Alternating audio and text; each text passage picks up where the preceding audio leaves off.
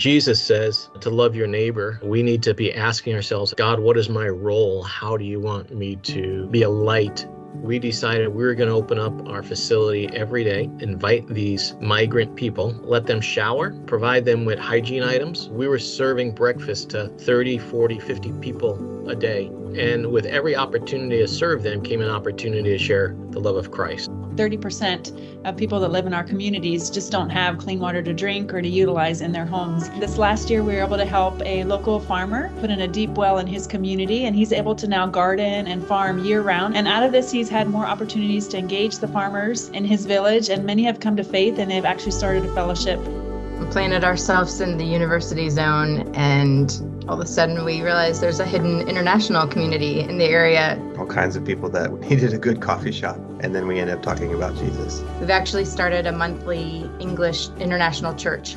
One of the really cool things that's happening in Colombia, and it's also happening in Chile, is that they have developed missionary training centers. And so the students come and spend 1 or 2 years learning intentionally how to be missionaries in the Alliance, who ideally are going to take the gospel even further along. The humanitarian supplies we are able to send to the war zone or to refugees, to other cities. We grew from 10 churches to almost 30 this year. They go to the churches for help, but they also go because it's a place of hope. It's a time of great need and many sorrows and tragedies, but it's also a time that has opened the hearts of people to the gospel.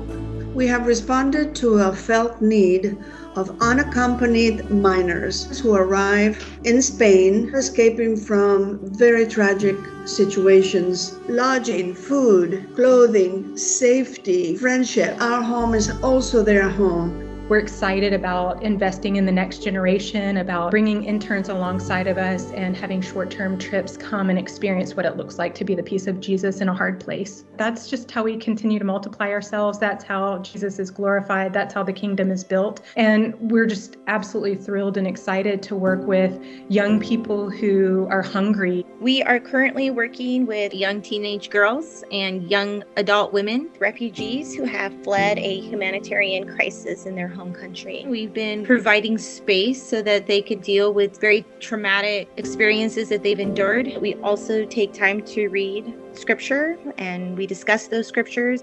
A couple of years ago, we started the Alliance Bible Institute. We have 20 students preparing for ministry. Another component is working with the youth, preparing the next generation to reach Japan. We've been here for over 39 years. The longer you're here, you see the fruit of all these years. God is working.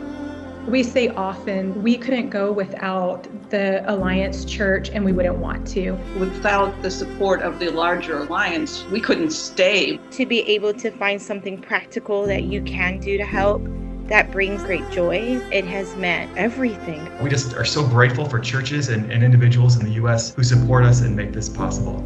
It's not ours, it's all of ours. And we count it a privilege to be on this end of that team effort. Knowing that we were not alone made all the difference. We're not alone. We're not in this journey on our own. You've supported ministries that are very dear to our hearts. We want to thank you. Thank you. Thank you. Thank you. Thank you. Thank you. Thank you from the bottom of our hearts. This is the kingdom. This is the kingdom.